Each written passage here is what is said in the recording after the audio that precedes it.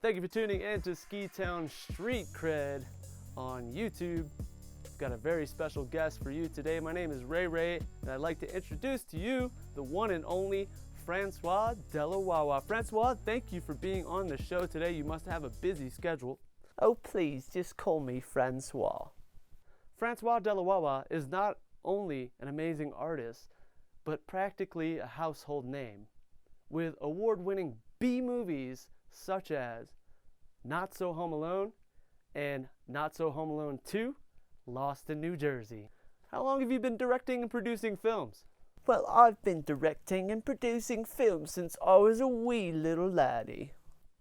Now, who would you say your inspiration is, or was? Movies and the likes of Steven Spielberg and, that other bloke with the crazy movies. M. Night come along? Some people think that you have absolutely zero talent. Well, that's just rude. Everybody loves my movies. And then there are those others who stay up late enough to watch your B movies on Skinamax that absolutely adore you. Well, God bless them all for staying up so late to watch my B movies. Now, one thing I can admit that we actually have in common is the use of antique lenses and antique equipment while you're filming. Can you tell us a little bit about that? Well, Rayray, I have to admit that the only reason I like to use these antique lenses is because I can't bloody afford anything new.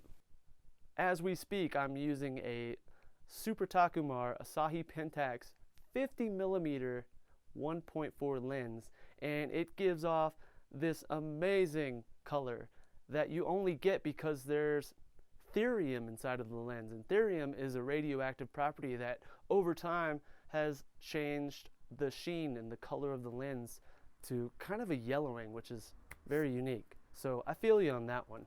But I can't tell you really much about it. Well, Francois, what's your next big move? Do you have anything in the works? Yes, perhaps. I'm working on a movie called Not So Home Alone 3, Living in Amish Country. I don't think it's even remotely possible to top the Not So Home Alone movies.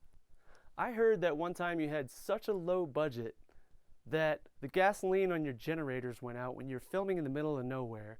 And to finish the scene, I can't honestly believe the actors and actresses kind of went along with this, but if you watch the movie Not So Home Alone 2, Lost in New Jersey, there's a scene where they're in the dark, they're standing around a fire, and the glow from the fire is on their faces.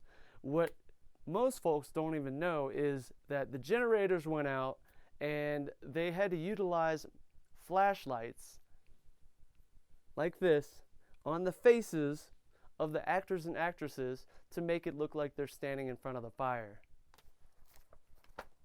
It wasn't about the low budget. It was more or less somebody forgot to turn the lights on it. Or maybe someone forgot to fill up the gas tank. Who knows? All those blokes was doing drugs and stupid things, but we made it work somehow. I'd have to say that's very creative. I've never seen anything like it.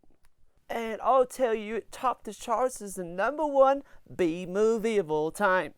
Francois, do you happen to have a message for the inspiring filmmakers and photographers who are watching the show today? Not really. I say, no matter how hard you work on your movies, they'll never be as good as my B movies.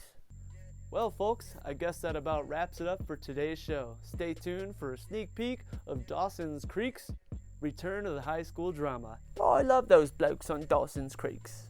Thank you again to Francois Delawawa for being on the show. Well, thank you for having me.